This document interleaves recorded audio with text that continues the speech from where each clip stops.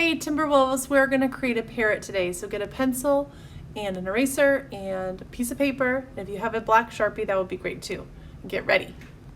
Okay, our parrot's going to look like this kind of when it's finished. Now yours doesn't have to look exactly the same. So don't worry if you make yours look different. I kind of like to see different types of birds. We're going to start here at the top. Make sure your paper is turned vertically and make a little dot. Make a circle around that dot. I'm going to make my dot a little bit bigger. This is actually a thin Sharpie, and a thick Sharpie works a little bit better, so I'm going to switch to a thick Sharpie. In front of that dot, make a straight vertical line, and in the middle, make a curved line down. You can always pause the video if I'm going too fast. From the top of that line, make another curved line down to touch, so it comes to a point. From the bottom, make it curve back up.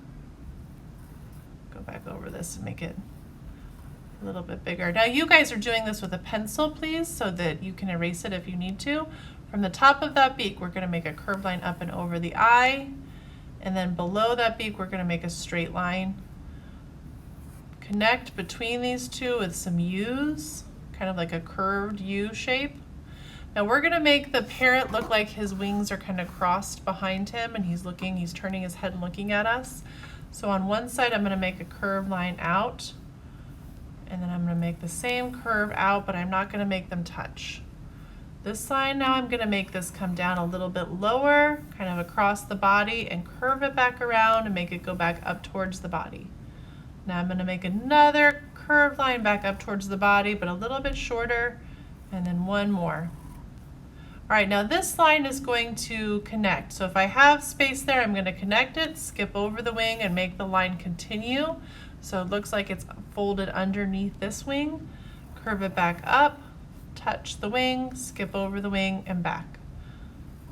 Do another one, and another one. Now it looks like one wing is folded on top of the other. Now we're going to add some texture. So I'm going to make some curved lines that kind of look like U's, or maybe little J's. Fill in that part. We're going to make the tail feather with some long U's. I'm going to make 3, and then 2, and then 1. And that looks like a pretty good parrot. Sometimes I add little small lines around the eye to make it look like his eyes got wrinkles. That looks kind of neat too. Next, you're going to add a branch. And if you want to make it like it's somewhere sitting on something else, you don't have to add this branch. But I'm going to start at the edge of my paper. Make your line touch your parrot, skip over your parrot, and go all the way to the other side. This does not look like a branch. That looks like a wire. So I'm going to make it look a little thicker, make another line right next to it. And what I do is I make it kind of come down, and then I put a little V for a branch kind of separating it. All right, now I'm going to show you lots of different ideas for a background. So you might be really good at drawing butterflies. You might want to add a butterfly or some cherries. I like adding these really big leaves, kind of like Henry Rousseau from the video. He added really big flowers and leaves to his pictures.